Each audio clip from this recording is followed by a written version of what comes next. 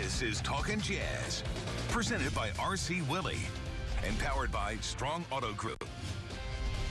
Good evening. Welcome to another week of Talkin Jazz, and my man, Alema Harrington, joining me. I haven't talked to you in a little while. I had Locke in here last week and a couple of interviews before. How are you doing? How's the family? How's everything going? Everything is great, and we've been anticipating and waiting, as you know, for the official announcements to come down. And Woj was out there with the rumors, and you're waiting for it to be confirmed. And then finally the votes came down last week, and we were thrilled to find out that we will be having basketball and get going here. So we knew eventually something like this was going to happen, but now we know the plan. What do you like this 22-team plan? Would you have rather seen them go right to the playoffs, put everyone in? What do you think? Well, I like the 22, and I like the 8 regular season games, and part of the reason why is because there does need to be a ramp up. I mean, for you and I, even when let's say we start high school football, which we will here pretty soon, but the first couple of games, you're getting in a rhythm. You and I get together prior to that first broadcast and run through some things. And so the teams are going to have to go through that as well. And I think important for them, number one, to get into game shape. The expectation by the fan, by the way, should not be that they're going to be mid-season form on July 31st. I mean, the things are going to take a little bit of time for guys to get back in rhythm individually and then collectively as a team. Speaking of the high school, by the way, I've alerted the schools that I'll be in the press box and you'll need to be outside. Social distance from each other. How is that different from the way we've been doing it? Yeah, exactly. All right, so with the plan you just talked about, how do you see it helping or hurting the Jazz, or I guess probably helping because of the ramp up? How do you see the Jazz fitting into that? Well, I think that they're in a good position, with the exception of losing Bogey, obviously. To not have him down this stretch run is going to be a challenge. And the Jazz have always been the next man up mentality. So the expectation is that somebody's going to step into that role. Nobody shoots like Bogey. We don't have a guy that is like the three-point specialist like he is, even though Bogdanovich really surprised, I think, all of us with his ability and versatility that we saw during the regular season, him going to the basket and those kinds of things. But let me just say, as far as the Jazz are concerned, I think they're in a good position. They finished off prior to us going on this hiatus in a pretty good rhythm. And so if they can get back into that, this is going to be an interesting type of season. And, Craig Bolerjack and I talked about this extensively, just in our personal discussions and on a ghost cast that we do on Wednesdays. And we're just talking about the asterisk that's going to be next to the season championship, right? Yeah. And whether or not it's going to be like, well, when you have a lockout type of season, a shortened season, it's almost like, well, that doesn't really count. I'm almost thinking that this one counts more than others because of the challenges that you had to overcome to win a championship this year. It's funny because you mentioned the lockout season, which was 99. I don't even remember that as being a lockout season. It was another NBA season. So you're right. And there are challenges this time that make it an even bigger prize. So yeah, and the difference too, Fox, I mean, for us, you think of the lockout season, they still ended really pretty much on time, right? They just picked up where they had left off, and it was, a truncated season, if we remember that term that was thrown around. But this time, of course, we'll be going to be playing into October, and then the next season is going to start in December. And so there are a few things about this situation that make it unique, and we're all going to have to adjust to that. Well, let me ask you this. If you look through the West, if I had to ask you to pick one team that's in the best situation, to win it all, who would that be?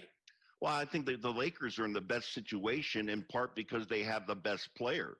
And so, it's easier for a team like the Lakers to rally around this magnanimous leader in LeBron James, and then everybody kind of fall in line with that. And it's not like they're, alone with LeBron James because they've got AD too.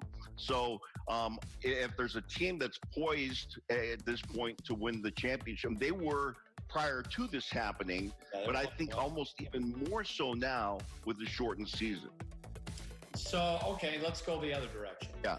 There are some that say the Jazz are one of those that's going to struggle. Mm-hmm. You pointed out, Bogdanovich, that's 20 points a game. And by the way, they call plays for him. Remember the Houston game? Mm-hmm. So if you had to pick one, I know you're not going to pick the Jazz, but if you had to pick one that, well, maybe you are, that's really going to struggle with this and what's gone on, who would that be? I think, if we're talking in the Western Conference, I would say the Denver Nuggets.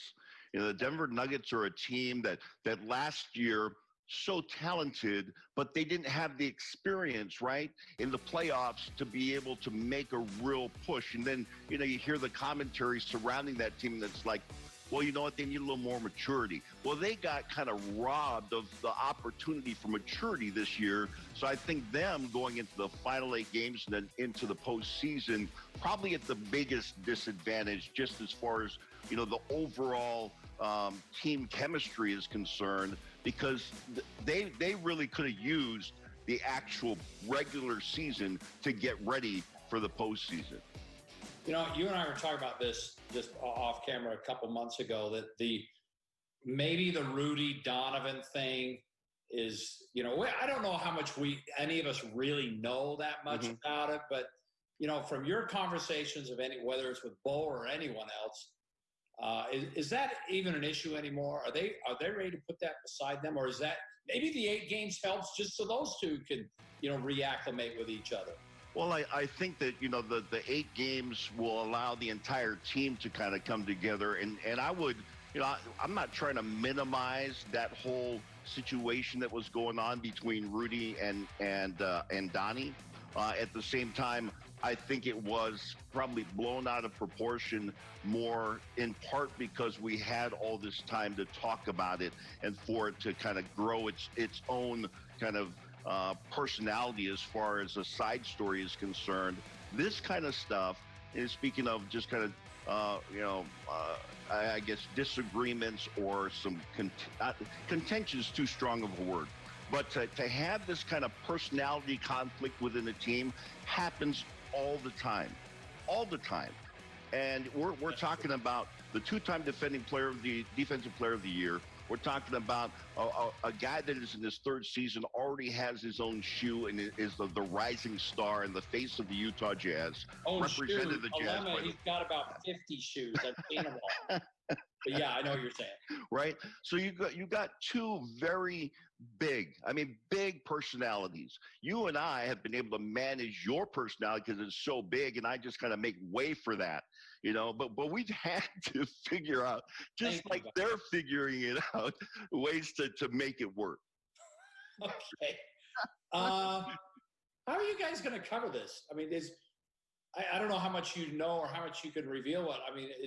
Are you televising? Is Bowler and Harper going to be out there, and you and Big T in the studio? How is all that going to even? So some of those things remain to be seen and are getting decided. The priority right now, obviously, is the health of the players and being able to maintain that and protect that, right? And then the decisions that will be made in case somebody, and it's almost an inevitability, that a player or a coach at some point during the course of, from now until October, will test positive. So, the broadcast details are secondary to that. But I can tell you this, that, that we are getting information pretty regularly on a weekly basis. We have a conference call, a Zoom call with all the broadcast team weekly with any new updates. But I think I'm safe to assure you that we are going to have locally broadcasted games.